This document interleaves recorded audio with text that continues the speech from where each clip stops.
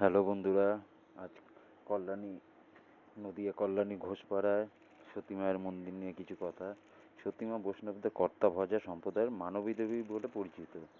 এই মন্দিরকে ঘিরে বিরাট মেলা বসে। কর্তাভজা সম্প্রদায়ের প্রবর্তক হলেন নদিয়ার ঘোষপাড়া আউলচাঁদ।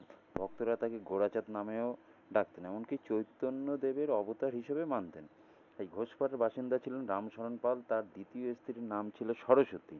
কথিত আছে মরণাপন্ন সরস্বতী সারা গায়ে পুকুর থেকে মাটি এনে লেপে দিয়েছিলেন আউলচাঁদ, তাতেই সুস্থ হয়ে উঠেছিলেন সরস্বতী। পরবর্তীকালে বাড়ির ডালিম গাছের নিচে দীর্ঘ সাধনার পর তিনিই হয়ে ওঠেন সতীমা।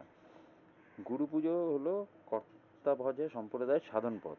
আউলচাঁদের পর সতীমা হয়ে ওঠেন কর্তাভজা সম্প্রদায়ের প্রধান। কথিত আছে তিনি ডালিম গাছের নিচে বসে সাধনা করেছিলেন, সেই ডালিম গাছে ঢিল বাঁধলেই ভক্তদের ইচ্ছা পূরণ হয়। ঘোষপাড়া তার নামাঙ্কিত মন্দির চত্বর ও সমাধি ক্ষেত্রে ভক্তরা গিয়ে পুজো দেন।